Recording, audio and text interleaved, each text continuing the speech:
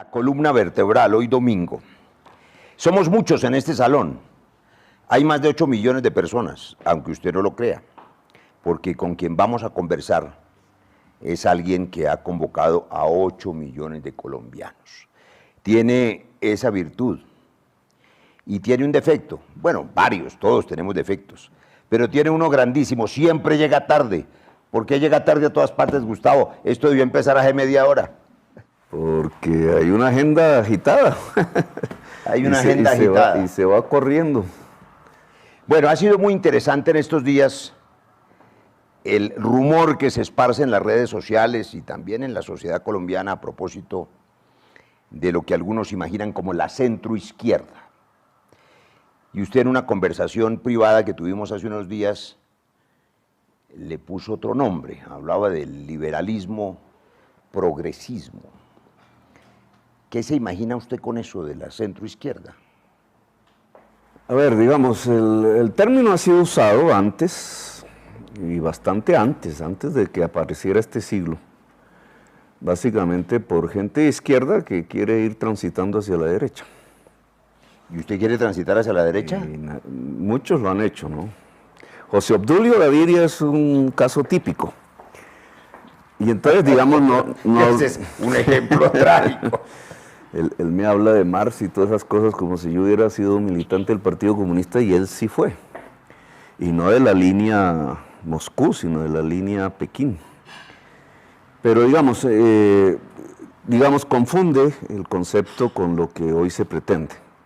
Hoy se pretende es una confluencia de fuerzas, dentro de las cuales hay gentes y fuerzas que se autodenominan de centro, y otras que se autodenominan de izquierdas, y otras muchísimas que eso no lo tienen en cuenta, digamos, porque centro y izquierda como derecha son referentes del siglo XX, inventados desde la época de la Revolución Francesa por los europeos.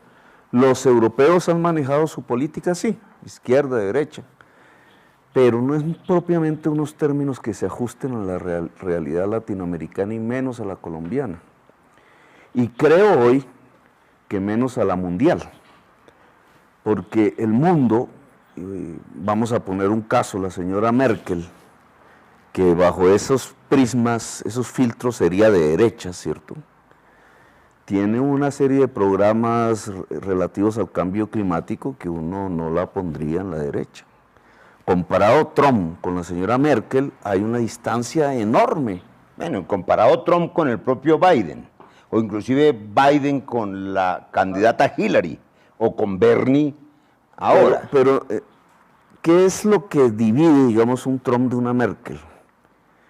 Si uno se pone ahí a auscultar, es un paquete político que corresponde a una persona que niega el cambio climático, Trump, y entonces se mete de cabeza en el tema del carbón, del petróleo, de las guerras del petróleo, etcétera, de cómo incentiva la construcción de oleoductos en su país, de cómo llega a una autosuficiencia energética por la vía de tener carbón y petróleo en Estados Unidos o de capturarlo en otros países. Y usted ve en una Merkel, una persona que está cambiando la matriz energética de su país, tratando de transitar hacia un tipo de economía que hoy llaman descarbonizada. En una Alemania capitalista. En una Alemania que es capitalista. Es que fíjese que me parece interesante oírlo hablar de eso, porque yo lo he escuchado a usted en el Congreso y los colombianos también, y hemos hablado en otras ocasiones de lo que hoy el mundo advierte como el riesgo o la crisis de ese fundamentalismo de mercado, esa hiperglobalización, y entonces cada vez que se plantea una posibilidad de que se cambie el paradigma, de que el Estado intervenga de mejor manera, que intervenga en la generación de empleo, que haya un Estado más grande, en Colombia eso lo traducen con un eufemismo, y más se lo ponen a usted de chaqueta, que es el castrochavismo. ¿Y le llaman a eso populismo o castrochavismo? Entonces, cuando usted está poniendo de ejemplo a la señora Merkel, uno piensa si esa figura que un amigo común nuestro, Humberto de la Calle, ha querido nomenclar como centro-izquierda, implica que haya un componente de centro. ¿Y qué es ese centro? Si en Colombia habláramos de un centro izquierda, está claro que la izquierda pues tiene una chapa. Aquí en Colombia es Petro con otra cantidad de protagonistas, pero ¿qué es el centro? ¿Usted cómo se imagina ese centro para Colombia? ¿O no se lo imagina? Lo he hablado, no quiero ser grosero, pero el centro es la mitad entre izquierda y derecha. Si la derecha va más a la derecha, que es lo que ha ocurrido en Colombia, ¿cierto? Una sociedad y un Estado cada vez más a la derecha, comparativamente, por ejemplo, el centro se corre. El centro se va corriendo, y la izquierda también. Y si la izquierda se corre, también el centro se va corriendo. Si tuviéramos el movimiento inverso, sería al contrario. Yo pienso que yo no mediría la política así. Por ejemplo, la Constitución del 91, ¿de qué es? ¿De izquierda, de derecha o de centro? No, es difícil usar esos eufemismos, pero entonces le cambio la pregunta. Hay temas que sí son centrales y que por supuesto marcan los grandes temores con los que asusta el fantasma de Petro a muchos.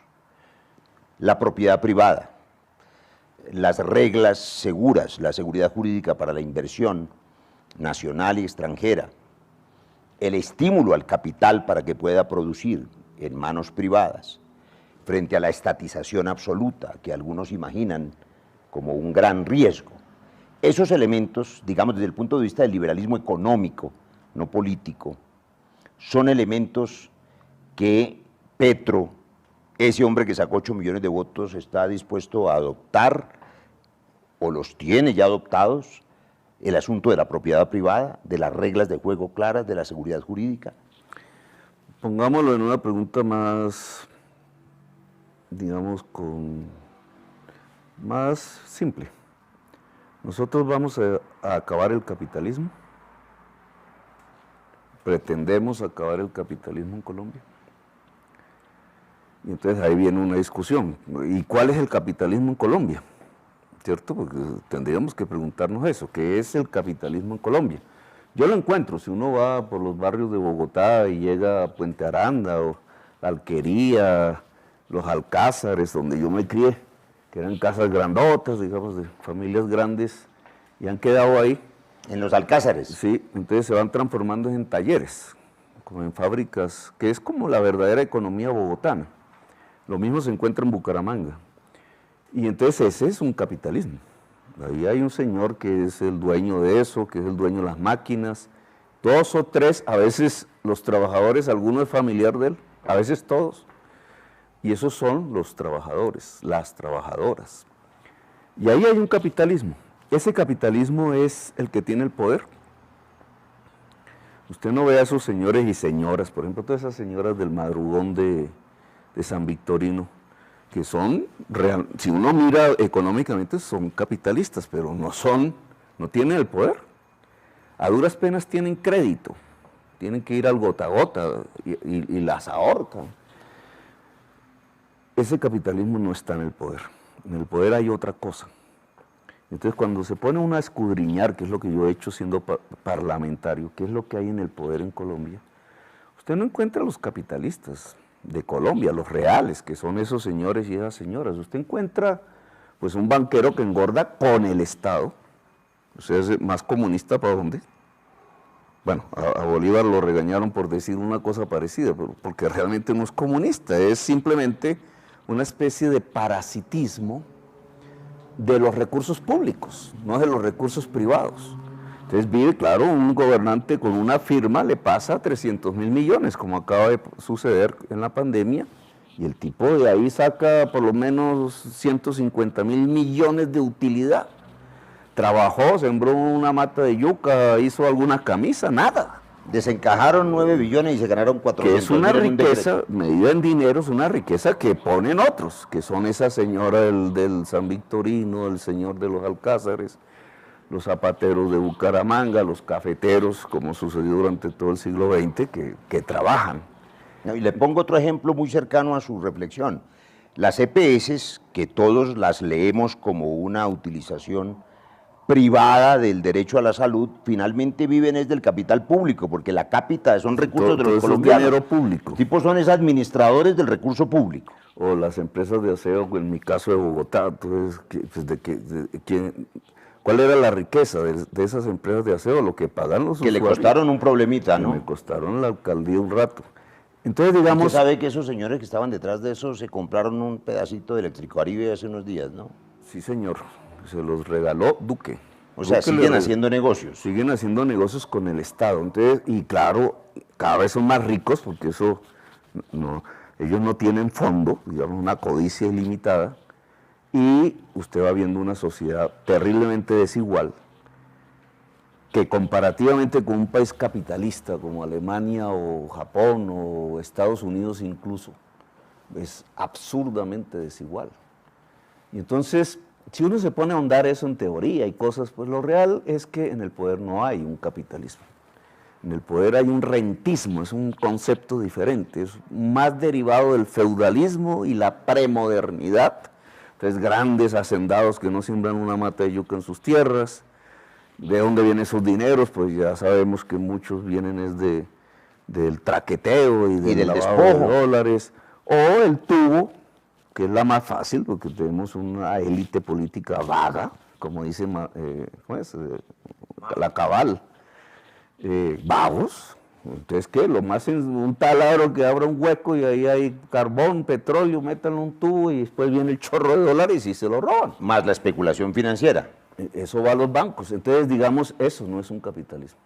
Claro, ese tipo de sociedad y de Estado que se construye alrededor de eso, pues genera violencia, genera desigualdad social, mucha pobreza, falta de oportunidades. Los pobres tratan de cortar el camino, también en el traqueteo, la criminalidad crece, la universidad no sirve para nada, porque en una sociedad sí, ¿para qué sirve una universidad? Entonces le recortan los presupuestos, la juventud se va, millones de colombianos se van, terminamos metidos en unas guerras por ese tipo de intereses, muchas veces incluso armadas. La Constitución del 91 no es para ese mundo. Entonces eso es un librito que queda guardado en los anaqueles, que si acaso se aplica en Bogotá, pero en las regiones la ley es la del Clan del Golfo, o la de no sé qué, o la de los caparrapos, y antes eran los paramilitares que conocemos, etc. Entonces, digamos, ese mundo es el que hay que cambiar. Si uno dice, cambiamos ese mundo y volvemos al tema del... Entonces, cambiar ese mundo es acabar el capitalismo, no es crear las condiciones. Esa es la gran pregunta. Subsista. La gente dice... Gente como Petro piensa cambiar el modelo, destruirlo o reformarlo. Una pregunta que hacía Rodríguez hace poco, el economista, en general para el mundo. Los que hablan del poscapitalismo quieren hacer reformas, quieren garantizar que el Estado esté más presente, quieren revisar la hiperglobalización o quieren desglobalizar el mundo, cerrar fronteras, estatizarlo todo, lo que pareciera imposible, porque usted necesita cooperación internacional, integración regional, y para eso, de nuevo, necesita respeto a las reglas de comercio internacional, es decir, respeto al capital. Ahí sale esa sí una discusión de la izquierda, fíjese usted, pero muy vieja, por allá de 1910, en Rusia, antes de que hicieran la revolución. Había una discusión de ellos que hablaban del populismo. La izquierda era la que hablaba del populismo, lo criticaba, que eran los narodnikis, se llamaba eso, fíjese usted. Esos narodnikis, ¿qué pensaban? Como Rusia era tan atrasada, ¿cierto? Feudal, el zar, todos esos señores feudales, etcétera. Entonces pensaban que el capitalismo no se podía desarrollar en Rusia y que lo que había que hacer era como un cambio en donde no se pensara en el capitalismo. A eso lo llamaron el populismo. Lenin lo llamó el populismo. Y los amigos de Lenin, ¿qué pensaban? Que no era posible, que había que desarrollar el capitalismo, y es más, ellos planteaban que se estaba desarrollando el capitalismo. Porque para Lenin no podía haber nada que se llamara socialismo si no había capitalismo. Entonces, pasados los siglos y los tiempos y Lenin vuelto ya momia, habría que pensar en Colombia si nosotros no necesitamos desarrollar el capitalismo. Su ejemplo... Mi tesis es que sí. Que hay que desarrollar el Y capitalismo. entonces, cuando uno se pone a estudiar cómo se desarrolla un capitalismo, usted tiene que hacer una reforma agraria, porque la repartición democrática de la tierra es la que permite una construcción de un mercado interno con un campesinado que se vuelve más rico y entonces se pueden vender camisas, pantalones, zapatos, comida. Va creciendo, digamos, un nivel de vida que es lo que permite el desarrollo del capital. Pero déjeme, le hago un salto de 90 años, de 110, porque usted mencionó una cosa interesante. A propósito de la etapa pre-Lenin, post-zar en Rusia, allí hubo una movilización social aún antes de Lenin casi que espontánea, por el hambre de esos obreros y de esos trabajadores, y nadie sabía exactamente quién estaba moviendo nada. Y a usted que, por lo que he sabido, le interesa mucho la obra de Toni Negri, hace poco pude revisar quizá lo último que escribieron, él y Michael Hart, a propósito de asamblea. Sí, y me llamó mucho la atención esa frase con la que arrancan diciendo, nadie sabe de qué es capaz la multitud cuando se reúne en asamblea. El 21 de noviembre, aquí en las calles de Bogotá, el 4 de diciembre salimos a marchar. Nadie nos convocó, ni nosotros convocamos. La gente salió, los artistas, los jóvenes, los trabajadores. Nadie los convocó. Esas movilizaciones para nosotros, estoy seguro que para usted, implican una ciudadanía libre. Pero para otros es el caos, la anarquía, el miedo de que eso se desborde. ¿Cómo convertir la movilización ciudadana libre en organización, en hecho político, en fuerza que cambie y no en desorden? Eso es lo que llaman el poder constituyente, Negri y Hart. Pero es una multitud consciente, no es una masa. ¿Es cierto? No es una masa que se convoca y entonces hacen y deshacen con ella. No, esta es una multitud, y así es como Negri lo llama, es decir, unas singularidades diversas que son conscientes de lo que quieren y salen juntas a la calle. ¿A la calle a qué? Pues cualquiera dice, pues a protestar, otra protesta más. No, salen y hay la diferencia a tratar de decidir, no simplemente a protestar. Cuando yo estuve en esas marchas, que siempre me cayó un aguacero encima, no salí de estar emparamado, pegué una enfermada, lo que yo sentía de la gente, primero era una especie de clase media, en ese momento, porque yo creo que esa clase media ya está muy pobre, pero esa era como sectores asalariados, las personas de Teusaquillo, de Barrios Unidos, etcétera, las juventudes, muchas, todas casi, y estaban planteando como tres cosas en la calle, cuando uno los escuchaba, porque no había una organización. Entonces era la educación superior como un derecho, las pensiones, muchísima gente ya como consciente de que no va a pensionarse, entonces hablaban del tema pensional y la salud. Pensiones y salud giran alrededor de una misma ley, que es la ley 100. Esa era más o menos la atmósfera. Gentes que entendían que no tenían presente laboral ni futuro pensional seguro, frente además a un vacío de poder de un gobierno sin agenda. Ni futuro porque sin educación. Y es una contracultura porque ¿qué es lo que hay en lo que domina? Entonces los señores ñeñes manejando el país. Ñeñes y ñoños. La pandemia salvó a este gobierno. La pandemia entonces cambia todo. Entonces cuando uno coge esa agenda de la gente en la calle, ¿cierto?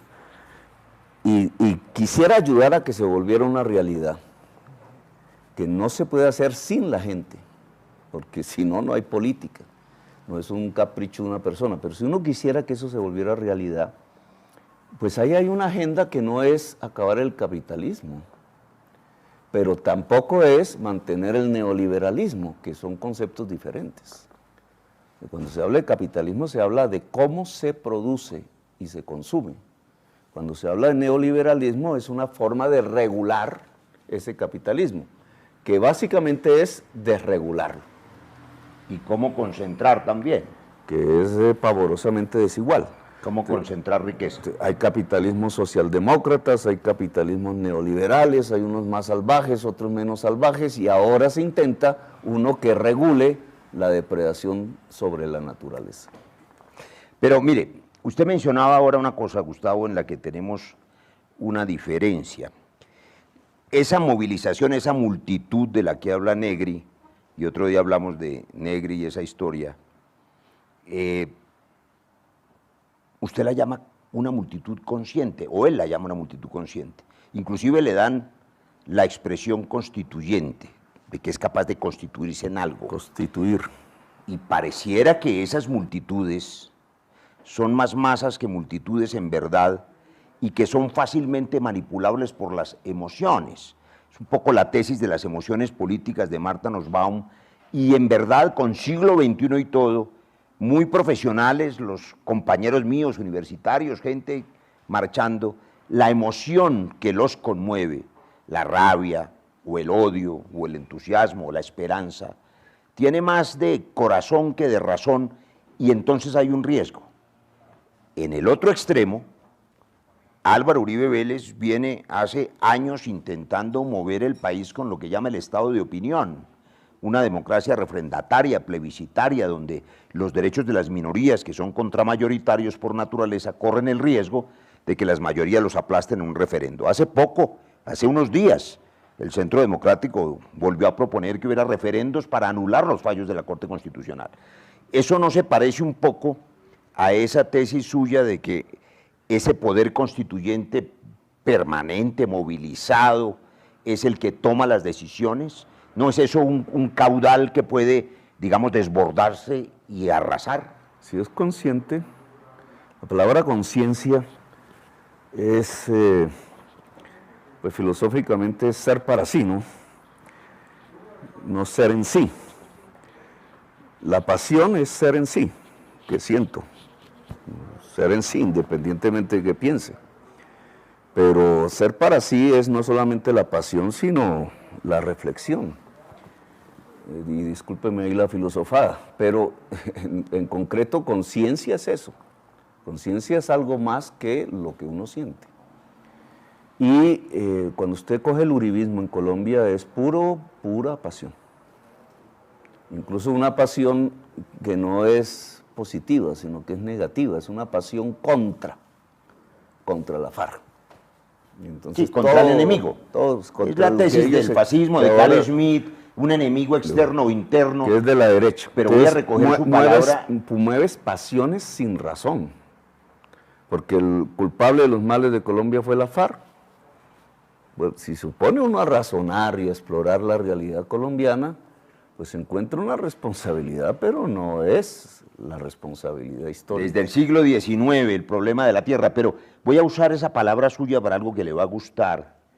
Usted está hablando de la conciencia, y eso tiene otra acepción, es conciencia.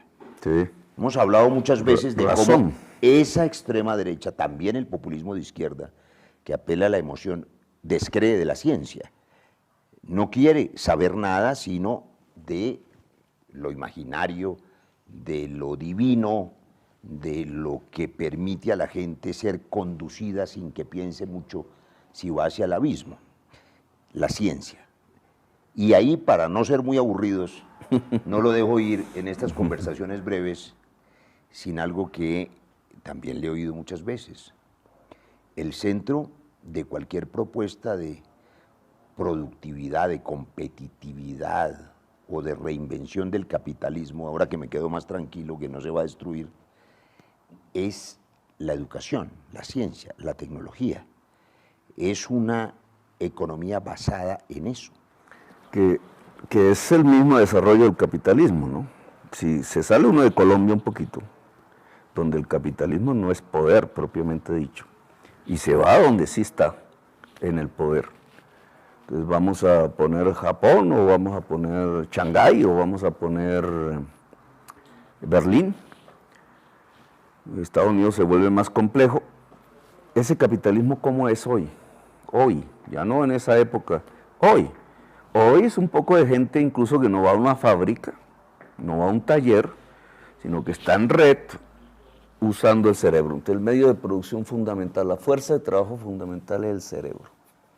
La capacidad del cerebro en red, no es un cerebro solo. Son cerebros haciendo ¿qué? Algoritmos para un software para la empresa Google, o Facebook, o cualquier cosa de esas. Las cosas que compramos cada vez tienen más un componente que no es material, sino que es puro conocimiento. Claro, y cuando uno va a esas sociedades, entonces, ¿cómo es la educación en Alemania? Entonces, su juventud, pues hay unos que estudian en la universidad clásica y otros que estudian tecnología, pero la tecnología es del mismo grado de educación superior. Son sociedades que han saltado hacia lo que yo denomino la sociedad del conocimiento. La sociedad del conocimiento. Sí. Y aunque prometí ser menos aburrido, me toca hacerle otra pregunta muy técnica. Claro, una sociedad del conocimiento que implica el desarrollo de inteligencia artificial y por tanto de automatización y de destrucción de empleos. Y aquí viene un asunto. Digamos que esas sociedades del primer mundo que están en la automatización también están ahora, a propósito de esta pandemia, de las tensiones que generó Trump con China y muchos otros factores, en una deslocalización de sus empresas. Y existe la gran posibilidad de que saquen sus factorías del Asia y de China y las traigan a países como Colombia. Para eso, de nuevo, hay que generar confianza en los mercados. ¿Cómo generar confianza en los mercados desde su discurso para que aterricen aquí y no aterricen en Chile pero o ojo, en México? ojo. Volvamos a Alemania, antes de venir a Bogotá. Alemania. Allá se crea una nueva tensión política y aparecen dos agendas. ¿Por qué? Porque una sociedad de alta productividad, precisamente por ser sociedad del conocimiento, eso es alta productividad. Es decir, un trabajador en media hora, espichando unas teclas, te puede producir una montaña de cosas, ¿cierto?, que venden los alemanes. Él es un trabajador altamente productivo, genera un incremento de la riqueza a partir de una inversión de toda la sociedad en ese conocimiento que lo hace tan productivo, que son máquinas. Entonces, ahí hay una discusión, se plantea política. ¿La ganancia para quién? La ganancia de toda esa productividad para quién. Entonces hay una agenda en donde eso se tiene que volver pensiones reales, menor tiempo de trabajo, tiempo libre, tiempo disponible, la posibilidad de volverse cantante de ópera, artista, etcétera, etcétera. La agenda del capitalismo en su etapa más tardía. Son otras cosas. Con un Estado grande. A otros querrán que esas ganancias no paguen impuestos, que se apropien privadamente, y es el mundo del jet set mundial responsable del cambio climático. Hablemos pero ahora, pero volvamos a Colombia. Ok. Entonces, claro, si yo me traigo una empresa alemana de esas ya automatizada, no vendría a Colombia, porque lo único atractivo en Colombia es una mano de obra barata. Pero múltiples empresas del primer mundo buscando mano de obra barata están en Asia y están en India. Entonces están en China. yo coloco, y esto tendría que ver con la discusión política de hoy, el caso Corea del Sur-Colombia, que era más pobre que Colombia, mucho más pobre. Cuando yo era niño, Corea del Sur era más pobre que Colombia. Corea del Sur se cimentó no en sacar petróleo, carbón, ni materias primas. Ese no fue su... Se metieron reforma agraria, que le hicieron profunda, o sea, volver equitativo el acceso a la tierra, y universidad.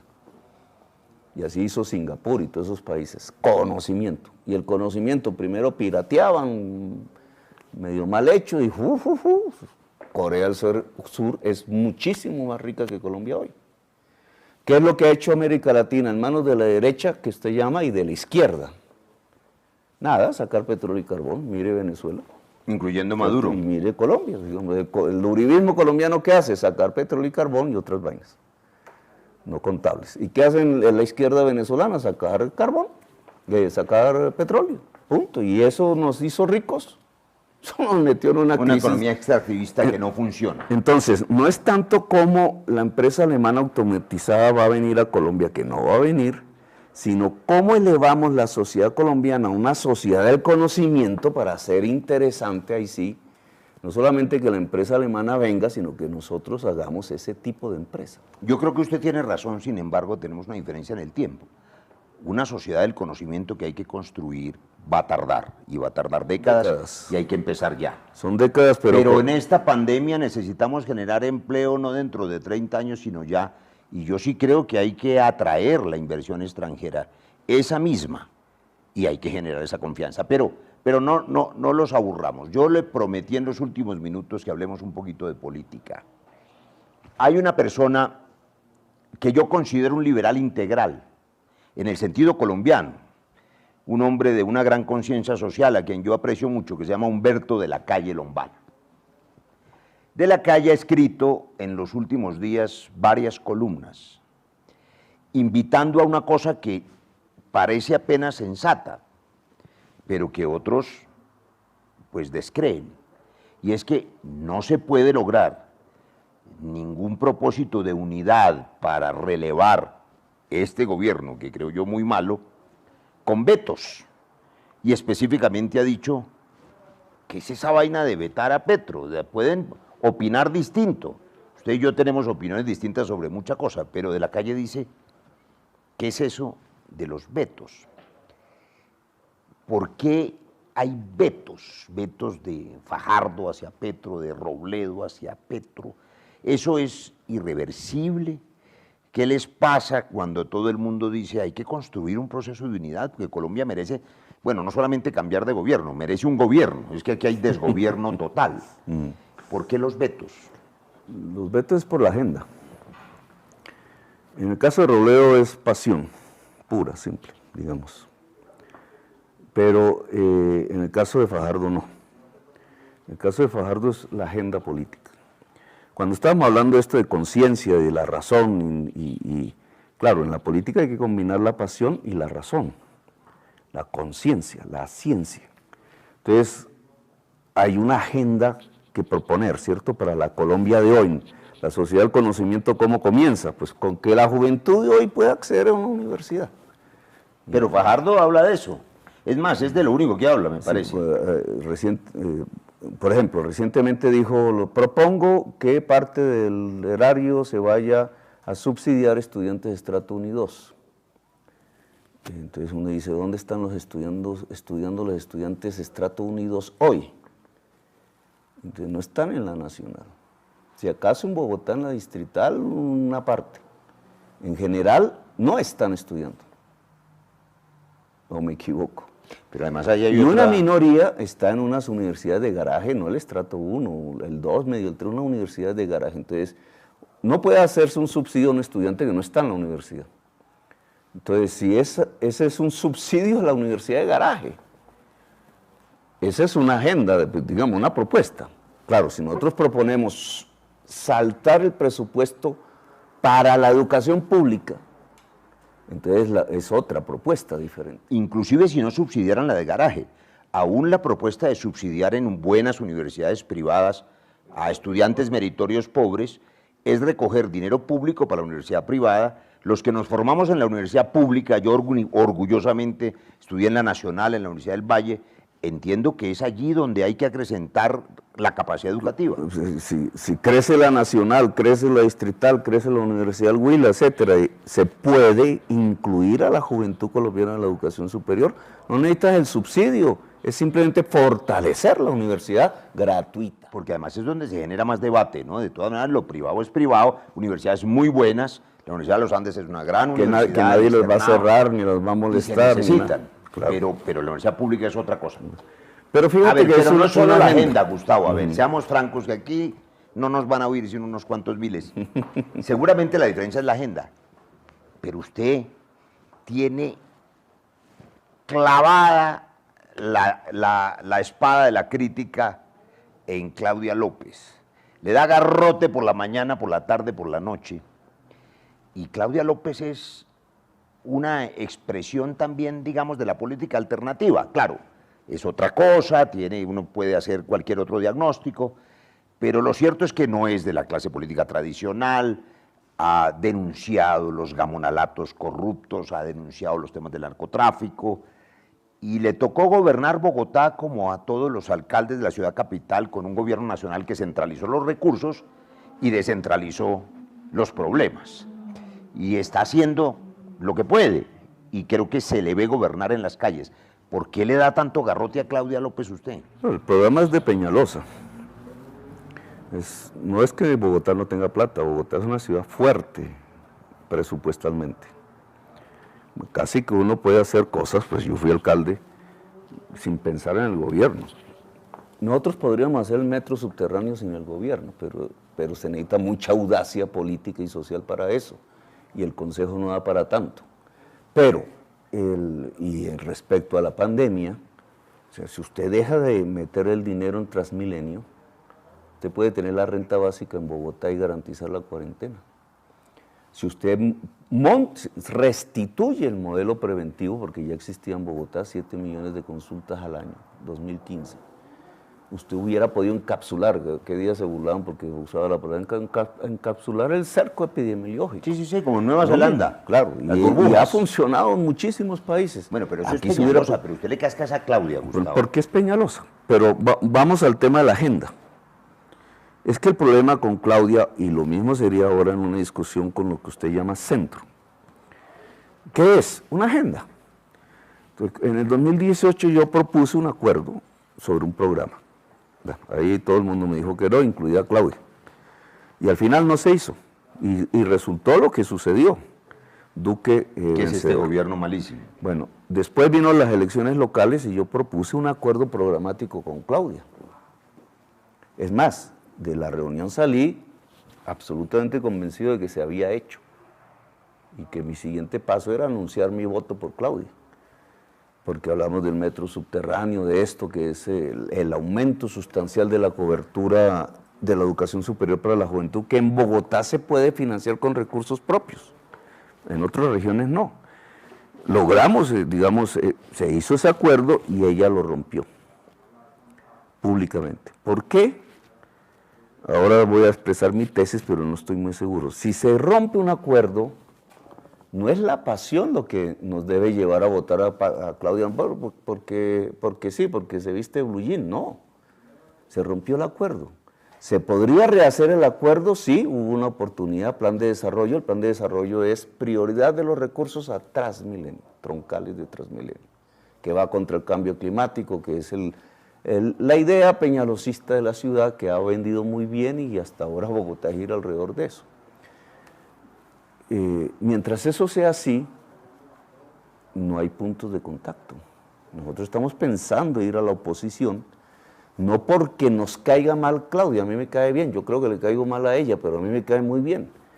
Bueno, me alegra que le caiga bien. Sino porque los puntos de programa, entonces, demolición y desaparición del San Juan de Dios, en medio de la pandemia, el hospital que entre otras, pues se creó en 1700 y pico, pero se fue allá donde está, que es la Ortúa, por el virus de la gripa española, porque el Estado es entonces un Estado godo, el de ese momento. Dijo, no, pues necesitamos hospital. Imagínese, el San Juan de Dios, la Ortúa, es el hospital donde yo crecí, me formé como médico, lo quiero entrañablemente. Le voy a hacer una anécdota final a propósito de esta tensión entre usted y Claudia y sus amigos y los amigos de ella. Hubo hace unos días una anécdota divertida. ¿Nos tocó a los dos? Nos tocó a los dos, estábamos en la comisión primera, se le quedó abierto el micrófono a Angélica Lozano y le arrió la madre a Gustavo Bolívar. Usted se rió mucho con eso. Y bueno, me parece que es un episodio menor, pero ¿usted a quién le ha arreado la madre? No, yo no uso esa... Ni siquiera si se le queda el micrófono abierto. Usted que me conoce de tiempo, usted no me va a escuchar una grosería. No. Y no las uso, y no sé si eso sea bueno, porque cuando la persona grita así, echa grosería, está liberando. Libera energía. Sí, energía. O sea, ¿usted no teme que se le quede abierto el micrófono? No, ahí no. Ahí no. Eso es como cuando dicen, y las multas de tránsito. Yo no manejo carro hace como 25 años, ya no. Entonces, no, eso no me preocupa. Pero, fíjate, la agenda es un tema de razón, no es un tema de pasión. Es conciencia, razón. tienes que sentarte y cómo va a ser la ley 100, cómo la reformamos y cómo es el nuevo sistema de salud, y eso es, y hay que mirar las Y experiencias. esas son líneas y líneas de programa, pero Y hay un sistema de ideas detrás de cada cosa, y bueno, es un ejercicio yo racional. espero que en verdad haya, Gustavo, ya para despedirlo y despedirnos, posibilidades de encuentro, porque siendo muy simplista, pero muy a fondo, las verdades más ciertas son las más simples. En Colombia hay un sistema feudal, usted lo mencionó, unos gamonalatos narcoparamilitares, unos clanes, que tampoco son novedosos, también desde el siglo XIX, ejércitos privados despojaban a la gente de sus tierras y usaban el esclavismo. Vienen de los esclavistas. Entonces, aquí hay hay 17 clanes. Hace poco le hice la presentación al libro de León Valencia, y hay 17 clanes gobernando hoy, que tienen por lo menos un pariente en primer grado con sanguinidad condenado, no investigado, sino condenado por narcotráfico, paramilitarismo. Y hay unas expresiones nuevas de la última elección local en las alcaldías, en Bogotá, en Medellín, en Cali, en Bucaramanga, en Cartagena, que son una esperanza de una democracia liberada de esos clanes. Si queremos un gobierno liberado de esos clanes, además de hacer una reforma política que este gobierno nunca presentó, deberíamos estimular esas expresiones y acercarlas y lograr algún tipo de unidad para ofrecerle en el 2022 ese gobierno alternativo o diferente. ¿Usted cree que eso es posible? ¿Vale la pena intentarlo? Sí, sí, pero te recuerdo la discusión de Bolívar y Santander, que marcó toda nuestra historia. Si nos hubiéramos puesto de acuerdo. Santander, ¿qué decía? El acuerdo entre los blancos, o sea, entre los esclavistas, con una formalidad democrática tal, pero francesa, pero... O sea, la paz con legalidad. Eso, eso decía Santander, Eso decía y Santander. Bolívar le decía a Santander así: no ganamos la guerra porque y lo había vivido con Boves, porque los descamisados se van con los realistas y los realistas lo convocan y no hay ejército que pueda. Y Bolívar tenía razón. Con Agualongo en Nariño. Bolívar tenía razón y por eso pudo ganarle a los españoles. ¿Cómo? Pues con los negros, Con los esclavos, indígenas, con los indios. Con los, pasando el páramo y peleando. ¿Y qué querían los negros? Pues sus cosas, ¿no? Su derecho. Entonces, esta discusión, quitemos las capitas esas regionales de estas familias que De los gamonales. de los Los corruptos, clanes. etcétera, pero no más. Ya, eso es Santander. O sea, entre blanquitos. Una política chévere, pero sin ver qué piensan los negros, qué piensan. Y entonces, cuando uno va a ver qué piensan los sin camisa en esa época, ahora, que ya son la mayoría de este país, hay unas reivindicaciones que usted no puede dejar a un lado. Si no, las familias te ganan las elecciones. Porque ponen el billete y se compran al señor sin camisa. Los chisperos de la guerra de reforma mexicana. Pero ese es otro tema. Gustavo, nos tenemos que ir, pero creo que vamos a tener que conversar mucho. A usted y a mí nos espera un señor que queremos mucho. No les voy a decir quién es, para que se lo imaginen luego. Pero de aquí nos vamos a parar los dos a hablar con un señor que queremos mucho, que respetamos mucho, que nos convoca. Así que muchas gracias por esta conversación y espero que tengamos muchas otras en el futuro. Me pareció una conversación muy agradable, me quedo yo muy tranquilo, ¿no? Este señor que está aquí, a mi juicio, no es maduro, pero además puede madurar mucho más. Muchas gracias a todos ustedes, Gustavo, gracias. Muchas gracias.